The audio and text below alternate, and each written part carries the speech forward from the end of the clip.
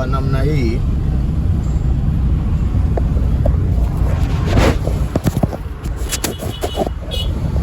namna hii, ni ngumu sana kutatua hili tatizo la foleni. Yaani magari ambayo yamepaki katikati ya barabara, na hapa ni kiasi tu. Ukiangalia msururu uliokuwepo pande zote mbili za barabara, kuna maswali mengi sana unaweza kujiuliza juu ya mamlaka gani yanaruhusu kuegesha magari kwenye eneo la service road ambayo haijajengwa kuhimili uzito wa magari ya namna hii. Na kwa namna hii, kawaida tunajua kwamba mamlaka za barabara zingekuwa zimesha yakamata haya magari kwa kuegesha pembeni ya barabara kinyume na sheria, lakini haiko hivyo. Ni kwa nini? Ni maswali ambayo hayana majibu ya haraka, lakini ukweli unabaki pale pale ya kwamba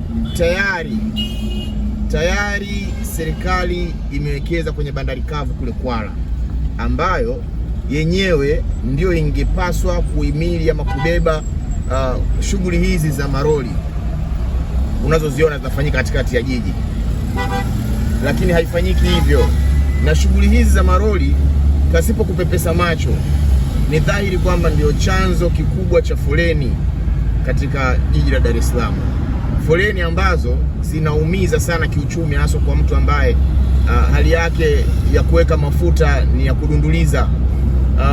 Ukiangalia hizi foleni zinaathiri jiji lote la Dar es Salaam. Sasa hivi bandari kavu imeenda kuwekwa pale ilipokuwa kituo cha mwendokasi, sehemu ambayo zamani ilikuwa na mabasi ya mwendokasi yanapaki Jangwani.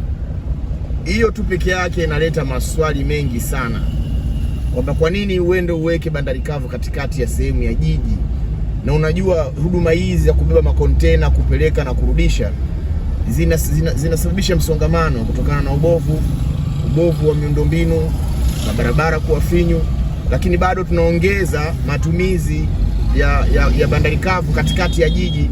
Tunaumiza wananchi wengi sana, wakifaidika watu wachache sana, wakati hela hizo zote za kuhifadhi makontena zilifaa kuelekea Kwala kule Vigwaza, ambapo ndio sehemu maalum. Na kwa kufanya hivyo, serikali ingeondosha msongamano usiokuwa lazima. Tutambue ya kwamba hizi bandari kavu mapato yake yanaingia kwenye mifuko ya watu, lakini kule Kwala mapato yangeingia serikalini moja kwa moja.